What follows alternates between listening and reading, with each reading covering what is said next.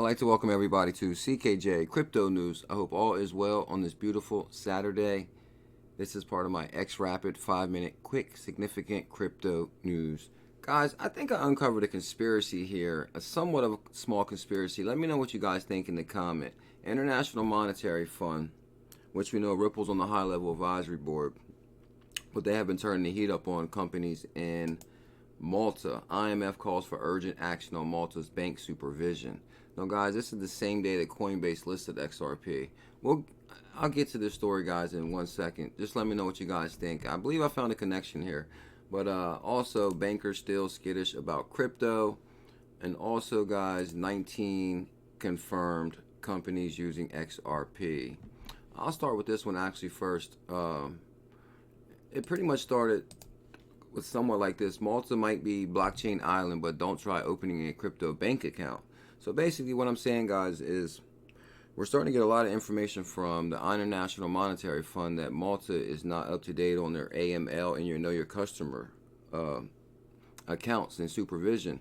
So Malta has been hyped up as a happy ending for crypto businesses who have trouble operating elsewhere, but there's a problem. Banks are reluctant to grant crypto startup business accounts until they are properly licensed with the MFSA. Now this brings me to, guys, this article, which right here is IMF calls for urgent action on Malta's bank supervision. Now this is issued on the February 28th. Now Coinbase listed XRP. XRP is now available on Coinbase on the 28th. The same day that Malta came out, turned the pressure up on the same day that IMF came out, turned the pressure up on Malta, is the same day that Coinbase announced they were listing XRP.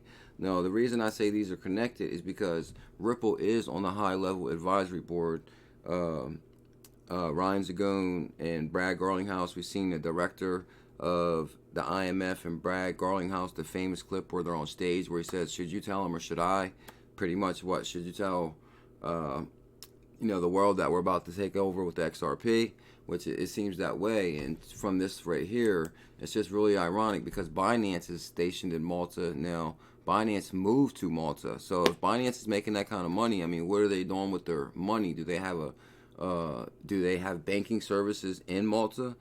This seems like it's like things that make you go with this situation right here. So anyway, like I said, guys, you see a connection here. February 28th, now available. I do believe that maybe they're starting to turn the heat up on these other places because we're getting close to regulation here, and they're trying to bring the money home from what it looks like to me. But also, guys, bankers are still skittish about crypto. According to Crypto Insider, banks are afraid to take cryptocurrency exchanges under their custody because of potential for compliance headaches. The fear makes building bridges between crypto and traditional finance prickly affair, full of friction. But what's interesting about this article, guys, is although larger banks have backed away from crypto, smaller banks have continued to embrace blockchain-related businesses, a trend that has significantly impacted their bottom line. Silvergate Bank in San Diego, for example, has tapped into the $40 billion in deposits generated by crypto businesses. So this article says banks are skittish about crypto. Well, if they see $40 billion in deposits from crypto businesses, I'm pretty sure they will look at things differently. But it's another something that's ironic here. It's a small community bank now has a roster of high-profile crypto clients, including Coinbase and Kraken. Now, this is kind of interesting, guys, because Coinbase pretty much has the same investors as Kraken almost. This is Kraken CEO Jesse, who's a former Ripple board member also. Pretty much, guys, it's a small group of players, and this is why I really follow all these really, really close. That's for sure. And this is actually one that made me dig a little bit deeper on the Malta thing right here. Sources from the company from Times of Malta. Sources from company service providers, legal firms, and corporate finance companies contacted by the Malta Times, who asked to remain anonymous to protect their clients' confidentiality, confirmed that banks were politely declining their businesses, saying it was outside their risk appetite. So basically, like I said, guys, we're starting to get a lot of focus on Malta, and now with the IMF turning the focus up on Malta. So anyway, The next article I got, guys, is confirmed 19 companies using XRP to power cross-border payments, the ripple effect. Now, I do believe this article may have came out. It says March 9th.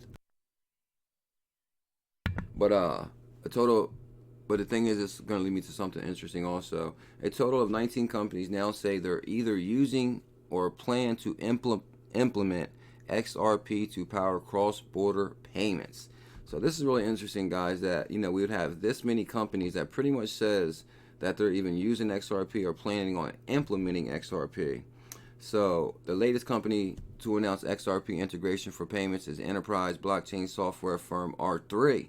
Now, R3, guys, is a very big deal, which will utilize XRP as the first crypto payment rail on its new international payment platform. And like I said, guys, we're a global economy, international. Now, I did look up R3 on Twitter. They have 30,000 followers.